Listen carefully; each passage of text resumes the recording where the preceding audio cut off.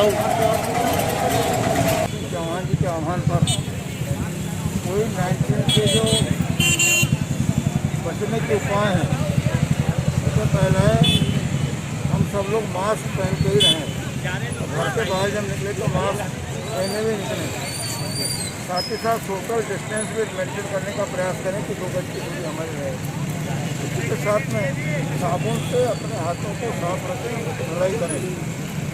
इस जन जागरण के माध्यम से ही हम जो पुनः कोरोना का दौर प्रारंभ हो रहा है, फिर से रिटर्न हो रहा है, उससे छुटकारा प्राप्त कर सकते हैं।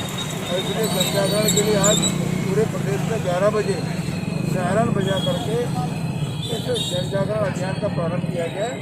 पुनः शाम को 7 बजे फिर से किसी दूसरे चौक के ऊपर हम सब लोग इस तरह का जन जागरण चलाएँगे। और कल शाम को 4 बजे रैली के रूप में कुछ लोग निकल करके सामाजिक संगठन और हमारे व्यापारी